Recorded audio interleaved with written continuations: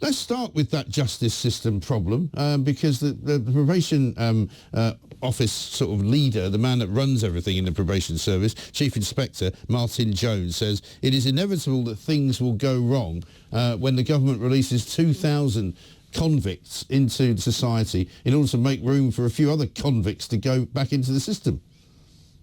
Yeah, well, this is the price they're going to pay for sending a message after the civil disturbance, isn't it?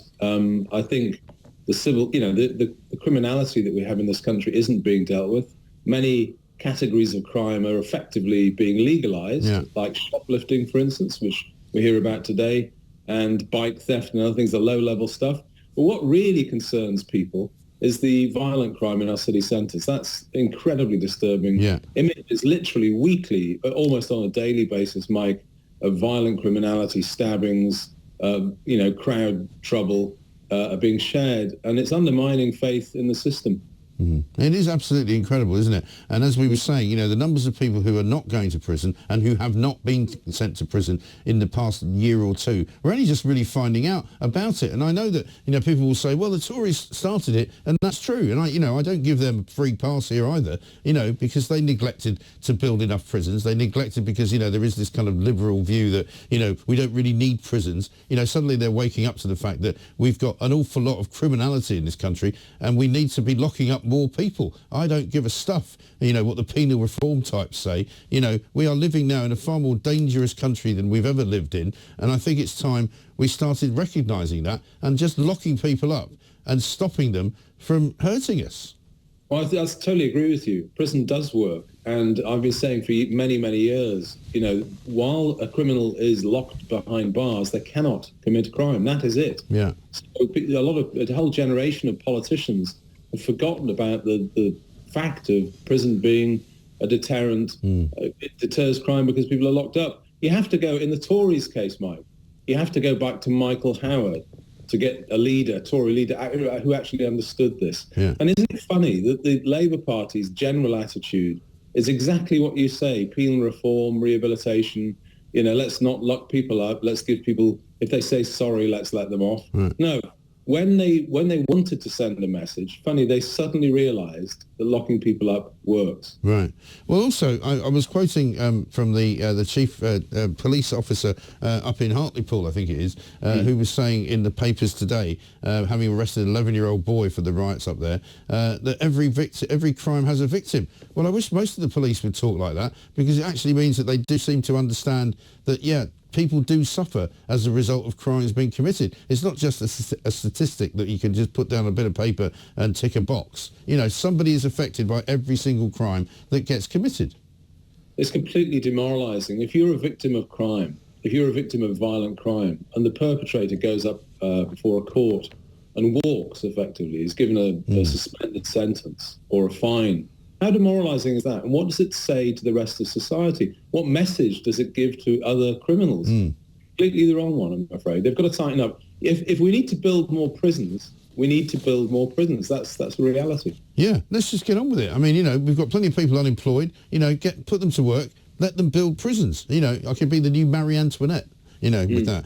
Let's talk about Brexit, and let's talk about what Keir Starmer's been doing for the last couple of days, because I was on the warpath slightly yesterday when I discovered that he'd basically gone to Berlin to meet Olaf Scholz to completely and utterly sell the country down the river, to do something which was not in his manifesto, to basically open arms treat the EU as our masters again and say, don't worry, we don't have to rejoin. You can just reimpose your rules on us and we'll just do what you want.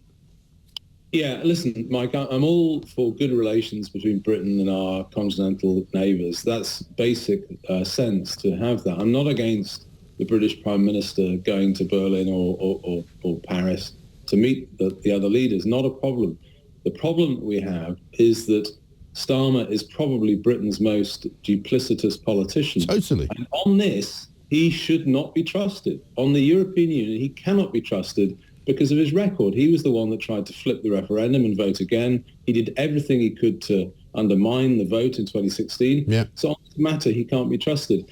But I'm not, at the moment, I'm not particularly concerned, because the thing is, the jurisdiction is the European Union, not Olaf Scholz. And this, I read his speech, and I looked at all the information on this.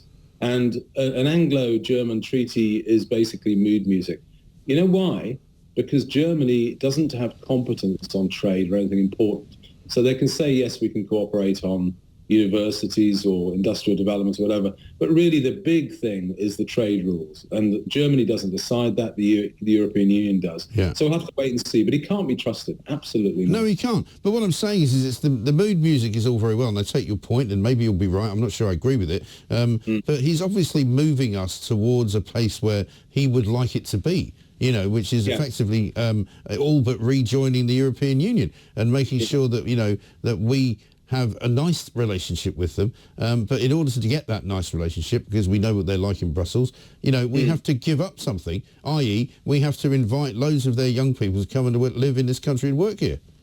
Yes, it was very interesting, his messaging, his precise wording on that. So the European Union is keen on a youth free movement scheme, basically. So you're back to open borders, and you're back to a situation where British governments can't be bothered to train anyone in this country because you just use other people's labour. I'm against that. I think that would be a terrible move. And Starmer said, listen to it, he didn't rule it out. Yeah, and the hidden part of it, well, let's I think we've got a clip. Let's have a look at it. Let's see what he says.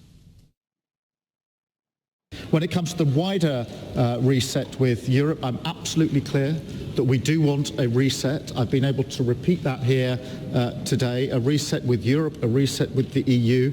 That does not mean reversing Brexit or re-entering the single market or the customs union, but it does mean a closer relationship on a number of fronts, including the economy, including defence, including exchanges. Germany, of course, already the UK's second largest trading partner in the world, and through that, a chance to create jobs here and in the United Kingdom and deliver that most precious of goods for both our countries. Trouble is, I don't believe a word Starmer says anymore, because we've got a myriad of clips from before he was Prime Minister saying things which have now turned out to be untrue, saying things which he promised to do, which he then didn't do. And the big word that he never says, and he didn't use it again there, is immigration. Because, of course, the deal with the European Union will always involve us having to commit to taking a load of migrants. Yeah.